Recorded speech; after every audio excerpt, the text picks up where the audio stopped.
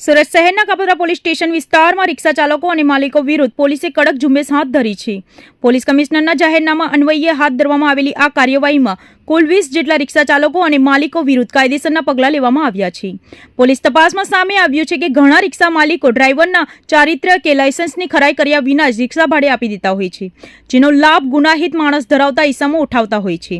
રિક્ષામાં પેસેન્જરના સ્વાંગમાં બેસીને નિર્દોષ મુસાફરોની રોકડ અને દાગીનાની ચોરી કરતા શખ્સોને ડામવા માટે કાપોદ્રા સર્વેલન્સ સ્ટાફે 2 ટીમો બનાવી તપાસ હાથ ધરી હતી. આ ઝુંબેશ દરમિયાન પોલીસ કમિશનરના જાહેરનામાનો ભંગ કરનારા 11 રિક્ષા ચાલકો અને અન્યને ભયજનક રીતે રિક્ષા ચલાવતા બદલ બીએનએસની વિવિધ કલમો હેઠળ પકડી પાડવામાં આવ્યા છે. કાપોદ્રા પોલીસની આ ટીમ વર્કથી થયેલી પ્રશંસનીય કામગીરીથી અસામાજિક તત્વોમાં ફફડાટ વ્યાપી ગયો છે. કાપોદ્રા પોલીસની આ ઝુંબેશને કારણે હવે રિક્ષા માલિકોને પણ સાવચેત રહેવું પડશે. કોઈ પણ અજાણ્યા વ્યક્તિને લાયસન્સ કે ઓળખ વગર રિક્ષા ભાડે આપવી હવે ભારી પડી શકે છે. પોલીસની આ સતર્કતાથી મુસાફરોની સુરક્ષામાં વધારો થશે તેવી આશા છે.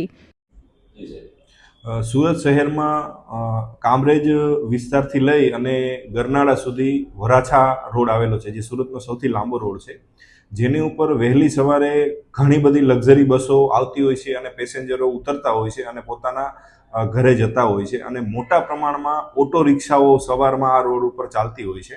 ઘણીવાર એવા બનાવો બનેલા હોય છે કે આ ઓટો રિક્ષામાંથી પર્સ ચોરી, કોઈ સામાનની ચોરી થતી હોય છે, અને આવા ચોરો સુરતના જુદા જુદા વિસ્તારમાંથી આવી વહેલી સવારે અહીંયા આવું કામ કરતા હોય છે. કાપોદ્રા પોલીસ સ્ટેશનમાં આવી નાની મોટી ઘણી બધી ફરિયાદો આવતી હોય છે, જેને અનુસંધાને અવારનવાર કાપોદ્રા પોલીસ સ્ટેશન દ્વારા વાહન ચેકિંગ કરવામાં આવે છે અને ખાસ કરીને ઓટો રિક્ષા ચેકિંગ કરવામાં આવે છે.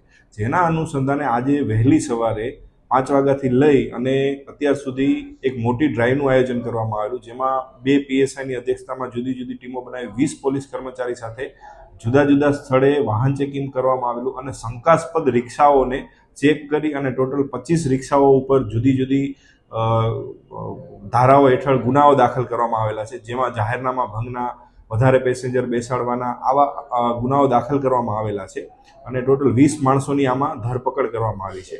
અને અમે જાહેર જનતાને કાપોદ્રા પોલીસ સ્ટેશન તરફથી વિનંતી કરી છે કે ઘણીવાર એવું બનતું હોય છે કે આ રિક્ષામાં નાની મોટી ચોરી થતું હોય છે તો પોલીસ સ્ટેશન સુધી માણસો પહોંચતા નથી. અમારી એવી વિનંતી છે કે આવું નાનામાં નાની વસ્તુ બને તો પોલીસ સ્ટેશન સુધી આપ પહોંચો અને પોલીસને ફરિયાદ કરો.